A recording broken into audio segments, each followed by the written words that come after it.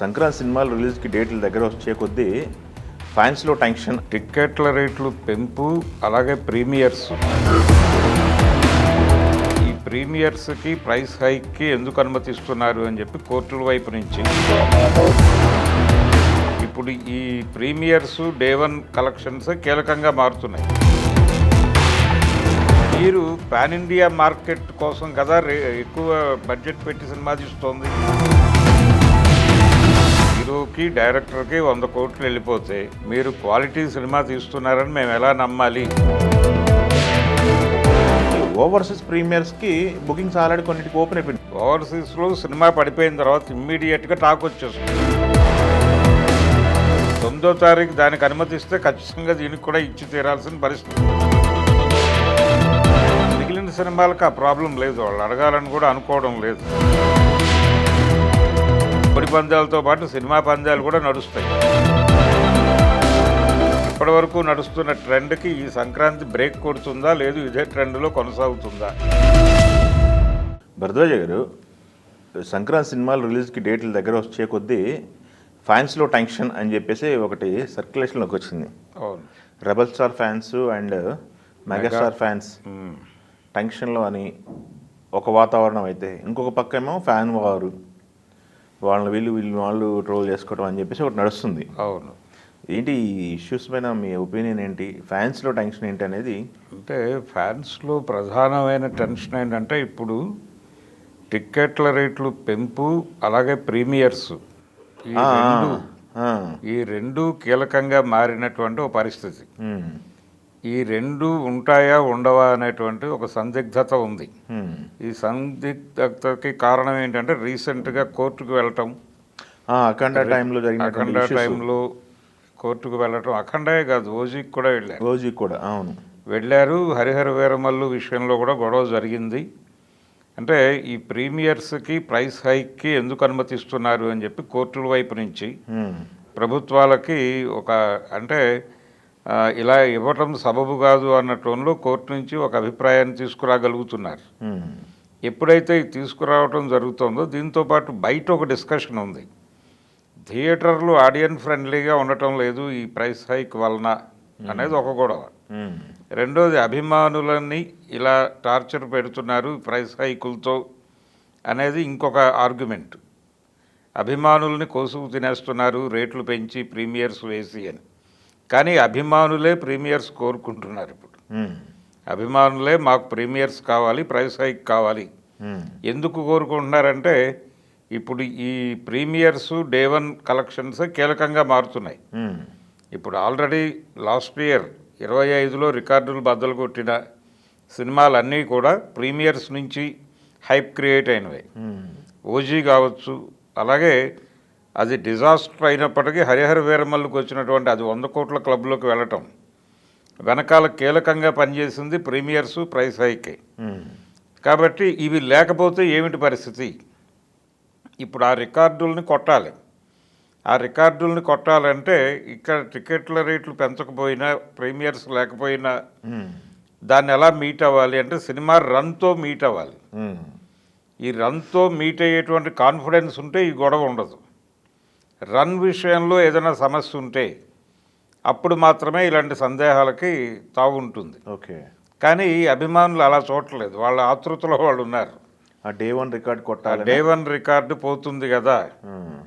ఇప్పుడు అది రన్లో కలెక్షన్స్ రికార్డు స్థాయిలో కొట్టేసి ఆ సినిమాల రికార్డుని కొట్టేసినప్పటికీ డే వన్ రికార్డు వాటి పేరుతోనే ఉంటుంది అనేది వీళ్ళ ప్రధానమైన గొడవ. ఆ ప్రీమియర్స్కి ఇక్కడ సందిగ్ధత అని మనం మాట్లాడుకుంటున్నాం. ప్రీమియర్స్ సంబంధించినటువంటి ఓవర్సీస్ ప్రీమియర్స్కి బుకింగ్స్ ఆల్రెడీ కొన్నిటికి ఓపెన్ అయిపోయినాయి. ఓవర్సీస్ ఉంటుంది. శంకరప్రసాద్ గారు ఓవర్సీస్ బుకింగ్స్ ఓపెన్ అయిపోయినాయి. అవును, ఓవర్సీస్ ఉంటుంది. ఇప్పుడు అది కూడా ఒక ప్రాబ్లం ఉంది ఇక్కడ. ఓవర్సీస్లో సినిమా పడిపోయిన తర్వాత ఇమ్మీడియట్గా టాక్ వచ్చేస్తుంది. టాక్ వచ్చేసిన తర్వాత దాని ఇంపాక్ట్ ఇక్కడ వసూళ్ళ మీద పడుతుంది. అవును, కాబట్టి ఒకేసారి అన్ని చోట్ల పడాలి, ఒక యూనిఫార్మిటీ ఉండాలి అనే ఉద్దేశంతో కూడా ప్రీమియర్స్ కోరుకుంటున్నారు. కానీ ప్రభుత్వాలు అలా చూస్తున్నాయా అనేది గొడవ. ఒక మేజర్ ఆర్గ్యుమెంట్ ఏంటంటే మీరు సినిమాకి పెడుతున్నటువంటి బడ్జెట్ మీద ఇన్సెంటివ్గా అడుగుతున్నారు ప్రభుత్వాన్ని. ఏది మేము ఇన్ని కోట్లు పెట్టి సినిమా తీస్తున్నాం కాబట్టి మాకు కనీసం ఈ ఇన్సెంటివ్ ఇవ్వండి, ప్రభుత్వం వైపు నుంచి ఈ ప్రీమియర్స్కి అనుమతి ఇవ్వండి, రైట్లు పెంచుకోవడానికి అనుమతి ఇవ్వండి అని అడుగుతున్నారు. కానీ దీనిలో ఉన్న సమస్య ఏంటంటే, మీరు పాన్ ఇండియా మార్కెట్ కోసం కదా ఎక్కువ బడ్జెట్ పెట్టి సినిమా తీస్తోంది, లోకల్ మార్కెట్లో ఎందుకు అడుగుతున్నారు ఈ ప్రైస్ హైక్ గురించి అనేది ఒక రీజనబుల్ ఆర్గ్యుమెంట్ వస్తోంది ప్రతిసారి. కాబట్టి ఈ ప్రైస్ హైక్కి మేము అనుమతించమని దాదాపుగా ప్రభుత్వాలు కుండబద్దలు కొట్టి చెప్పేసినాయి. అక్కడ అంటే ఏపీలో కాలేదు కానీ తెలంగాణలో ప్రతిసారి ఇష్యూ అవుతోంది. అది ఇష్యూ అవుతోంది, వీళ్ళు స్పష్టంగా చెప్పేశారు. అది ఇంకొక ఆర్గ్యుమెంట్ ఇక్కడ ఇంకోటి వస్తుంది. మీరు కోట్లు పెట్టి సినిమా తీస్తున్నారు, ఓకే, ఆ కోట్లు ఎక్కడ పెడుతున్నారు మీరు అనేది ఒకటి. అంటే కోట్లు సినిమాగా పెడుతున్నారా, బడ్జెట్లో కోట్లు రెమ్యునరేషన్ ఎక్కువ హీరోలకు ఇస్తున్నారు అనేది కూడా ఇంకొకటి. ఇప్పుడు హీరోలకు 100 కోట్లు ఇస్తున్నారు అనేది, సినిమాకి రియల్గా సినిమాగా పెడుతున్నారా మీరు హీరోలకు పెడుతున్నారా అనేది ఇంకొక ఆర్గ్యుమెంట్ వస్తుంది. హీరోకి డైరెక్టర్కి 100 కోట్లు వెళ్ళిపోతే ఇంకా సినిమాకి మీరు 200 కోట్లు పెట్టారంటే మీరు క్వాలిటీ సినిమా తీస్తున్నారని మేము ఎలా నమ్మాలి అనే ఆర్గ్యుమెంట్ కూడా ఉంది. అదే అంటే ఇది పర్టికులర్గా మొన్న కార్మికుల సమ్మె సందర్భంగా కొంచెం ఎక్కువ డిస్కషన్కి వచ్చిన పాయింట్. అంటే మీరు మిగిలిన ఏరియాల్లో కోతలు కోసేస్తున్నారు, సినిమా బడ్జెట్లో మేజర్ షేర్ అంతా కూడా రెమ్యూనరేషన్లకు వెళ్ళిపోతుంది, కాబట్టి మేమేదో తినడానికి డబ్బులు అడిగితే మా మీద పడి ఏడుస్తున్నారు అని మాట్లాడారు వాళ్ళు. అది ఒక ఆర్గ్యుమెంట్ అయినప్పటికీ కీలకమైన ఆర్గ్యుమెంట్ ఏంటంటే, మీరు పాన్ ఇండియా మార్కెట్ కోసం బడ్జెట్ పెంచి సినిమాలు తీస్తూ మెజారిటీ డబ్బులు ఇక్కడే లాగేయాలని ట్రై చేస్తున్నారు అనేది ఒక ఆరోపణ. ఇప్పుడు ఈ సంక్రాంతి సినిమాలో రిలీజ్కి వచ్చిన సందర్భంలో మళ్ళీ ఒకసారి తెర మీదకి వచ్చింది. అంటే ఇప్పటి వరకు వీటి ప్రైస్ హైక్ పరిస్థితి ఏంటో తెలియదు, టైం దగ్గరకు వచ్చేస్తోంది. అవును, ఆల్రెడీ మనం ఎక్కువ 3వ తారీఖుకి వచ్చేసాం. అవును, ఎక్కువ ఇటు ప్రధానంగా ఎదుర్కొంటుంది 2 సినిమాలే, రాజాసాబ్ ఒకటి, సంక్రాంతికి వస్తుంది. మిగిలిన సినిమాలకు ఆ ప్రాబ్లం లేదు, వాళ్ళు అడగాలని కూడా అనుకోవడం లేదు. అలాగే వాళ్ళు ఈ డే 1 రికార్డుల కోసం ప్రయత్నాలు చేస్తున్నటువంటి బ్యాచ్ కూడా కాదు. అవును, మిగతా 3 సినిమాలు, మిగిలిన సినిమాలు ఏవి కూడా భర్త మహాశయులకు కావచ్చు, అవును, అలాగే నవీన్ పోలిశెట్టి సినిమా కావచ్చు, వాళ్ళెవరు ఈ దీనిలో లేరు, ఈ రేస్లో లేరు. ఈ రేస్లో ఉన్నటువంటి 2 మేజర్ సినిమాలు చిరంజీవి గారిది, ప్రభాస్ది. కాబట్టి ప్రభాస్ సినిమాకి అడగాల వద్దా అనేటువంటి ఒక డోలాయమాన స్థితిలో ఉన్నాడు ఆయన, విశ్వప్రసాద్ గారు. ఓకే, కానీ ఆయన ఇన్ఫ్లుయెన్స్ చేస్తారు, ఏదో రకంగా ప్రీమియర్స్కి అనుమతి సాధిస్తారు అని అభిమానులు బలంగా నమ్ముతున్నారు. ఓకే, శంకరవరప్రసాద్ గారికి అవసరం లేదా? శంకరవరప్రసాద్ గారి లోకల్ మార్కెట్ సినిమా కదా అని మాట్లాడుతున్నారు. కానీ పోటీ పడాల్సి వస్తే ఖచ్చితంగా, అంటే ఇప్పుడు అది 9వ తారీఖు వస్తుంది, 9వ తారీఖు దానికి అనుమతిస్తే ఖచ్చితంగా దీనికి కూడా ఇచ్చి తీరాల్సిన పరిస్థితి. సో ఇప్పుడు ఎటు వచ్చి 9వ తారీఖు దాన్ని బట్టి మిగిలినది సెట్ అవుతుంది. ఓహో, అందుకని దీనికి ఇస్తే దానికి ఇవ్వాలి, దీనికి ఇవ్వకపోతే దానికి ఇవ్వాల్సిన అవసరం లేదు. ఓహో, అది పెద్ద బడ్జెట్ సినిమా కంపారిటివ్గా. ఓకే, అంటే ఇప్పుడు ప్రభాస్ గారు దారి వేస్తే చిరంజీవి గారు నడవాలి. అవును, అంటే సీనియర్ కోసం జూనియర్ మార్గం వేయాల్సిన పరిస్థితి అయితే ఉంది. ఓకే, ఈ పరిస్థితిలో నుంచి అంటే ఇప్పుడు శంకరవరప్రసాద్ గారికి మార్గం వేయాల్సినటువంటి బాధ్యత రాజాసాబ్ మీద ఉంది. మరి రాజాసాబ్ కోసం ఆయన ఏదో రకంగా ప్రయత్నం చేసి పట్టుకొస్తారు జీవోలు అని చెప్పి మాట్లాడుతున్నారు. ఓకే, అంటే ఏపీ గవర్నమెంట్ నుంచి ముందు జీవో తీసుకుని అది చూపించి తెలంగాణ గవర్నమెంట్ని కన్విన్స్ చేస్తారు అని వినిపిస్తోంది. కానీ ఈసారి తెలంగాణ ప్రభుత్వం కన్విన్స్ కాకపోవచ్చు అనేది ఇప్పటికున్న సమాచారం. దాదాపుగా అఖండ 2 టైంలో కూడా ఇదే జరిగింది. అంటే వాళ్ళు బుకింగ్లు చాలా లేటుగా ఓపెన్ చేశారు తెలంగాణలో. ఏపీలో బుకింగ్స్ ఓపెన్ అయిపోయి చాలా వేగంగా ఫుల్స్ జరుగుతున్న టైంలో, థియేటర్లు నిండిపోతున్న సమయంలో ఇక్కడ బుకింగ్లు ఓపెన్ కాకపోవడానికి కారణం ఏంటంటే కోర్టుకు వెళ్తారు అనేటువంటి భయం. అందుకని ఆఖరి నిమిషంలో చెప్తారు ఇది అని. అంటే ఇప్పుడు ఇంకొక వ్యూహం ఆలోచిస్తున్నారు అభిమానుల వైపు నుంచి. పాత స్టైల్లో గతంలో ఒక పద్ధతి ఉండేది, ఈ జీవోలు ఈ గొడవ లేకుండా థియేటర్ల వారీగా కొన్ని థియేటర్లు సెలెక్ట్ చేసుకుని బెనిఫిషియల్కి బెనిఫిట్ షోలు లాంటివి అనుమతి తెచ్చుకుని ఆ పద్ధతిలో అక్కడ టికెట్లు అమ్ముతారు.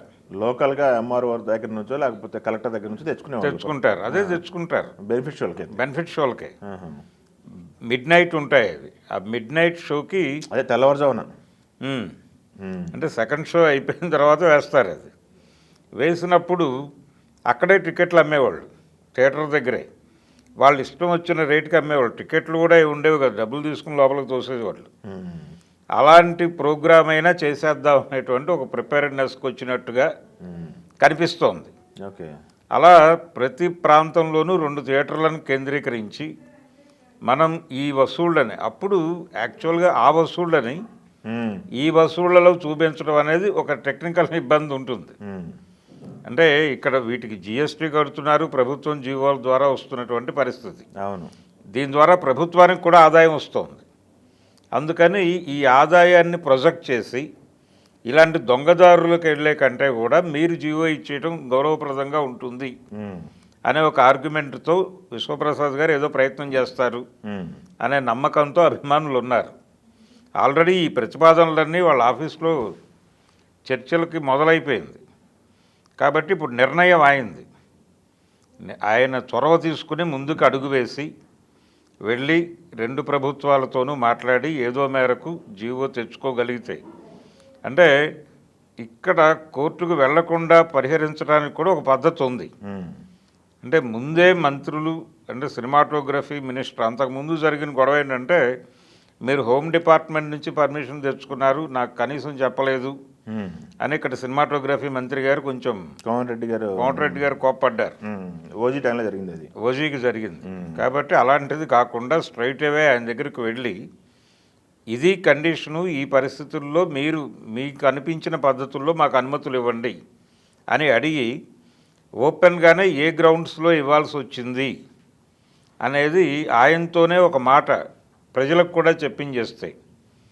అలాగే కోర్టులకి వీటికి కూడా ముందే విన్నపాలు చేసేసి కుదిరితే ముందస్తుగానే వీళ్ళు వెకేషన్ వేసేసుకుని కోర్టుల నుంచి ఒక నెగిటివ్ ఇది రాకుండా అలా ఒక వ్యూహరచన చేసుకుని పద్ధతిగా సినిమాని ఈ రేట్లు పెంచుకొని రిలీజ్ చేసుకోవడానికి మార్గాలు ఉన్నాయి లీగల్గా కూడా. ఓకే, ఆ ప్రయత్నం ఏదైనా చేస్తారా అనేది చాలామందిలో ఉన్నటువంటి ఆలోచన. ఒకవేళ అదే మార్గంలో రాజాసాబ్కి క్లియర్ అయిపోతే, రాజాసాబ్ క్లియర్ అయింది కాబట్టి అదే మార్గంలో మేము పెడతామని చెప్పి వీళ్ళు లైన్లోకి వచ్చేస్తారు. అయితే ఇక్కడ ప్రధానంగా డే 1 కలెక్షన్స్, ఓవరాల్ కలెక్షన్స్ రాజాసాబ్కి అలాగే శంకరవరప్రసాద్ గారికి పోటీ అనివార్యంగా ఉంటుంది. కానీ అది పాన్ ఇండియా రిలీజ్ కాబట్టి అది ఏ విధంగా చూసినా దీనికంటే ముందే ఉంటుంది, ఎక్కువ డబ్బులే కలెక్ట్ చేసేటువంటి పరిస్థితి ఉంది. సో వీళ్ళు లోకల్ మార్కెట్ వరకు పోటీ ఉంటుంది దీనికి. అదే పందాలు వేసుకుంటారు కదా సంక్రాంతికి, కోడి పందాలతో పాటు సినిమా పందాలు కూడా నడుస్తాయి. అంటే చిరంజీవి గారి సినిమా డెఫినెట్గా దానికంటే ఓ 10 రూపాయలు ఎక్కువ వస్తుంది, కావాలంటే 10 లక్షలు పందెం అనే బ్యాచ్ ఒకటి దిగుతుంది రంగంలోకి. పందానికి ఏది అనర్హం లేదు. కాబట్టి సినిమా పందాలు కూడా మొదలవుతాయి. కాబట్టి ఈ సినిమా పందాల్లో ఈ లోకల్ మార్కెట్లో వసూళ్ళు అనేవి కీలకంగా మారుతాయి. మారినప్పుడు వాళ్ళకి జీవో ఇచ్చి వీళ్ళకి ఇవ్వకపోతే కుదరదు. అందుకని అనివార్యంగా ఈ పోటీ వాతావరణంలో, అలాగే మనం ఇందాకటి నుంచి మాట్లాడుకుంటున్నటువంటి ప్రధానమైన ప్రెజరు ఈ డే 1 కలెక్షన్స్ రికార్డు.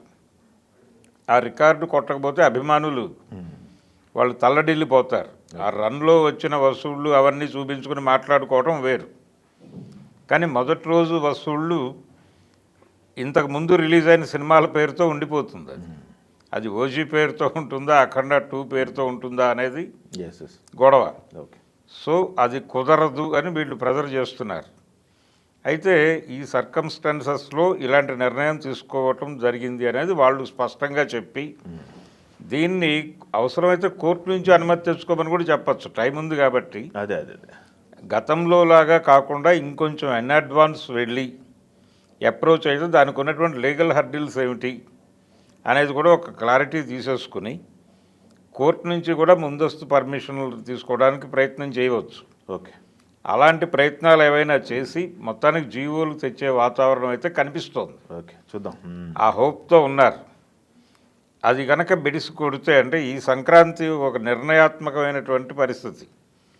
ఇప్పటి వరకు నడుస్తున్న ట్రెండ్కి ఈ సంక్రాంతి బ్రేక్ కొడుతుందా, లేదు ఇదే ట్రెండ్లో కొనసాగుతుందా అనేది చూడాలి. Okay, thank you. ఈ రెండు సినిమాలకి సంబంధించి ఆ పోటీ, ఆ గొడవ అయితే ఉంది. Okay, thank you.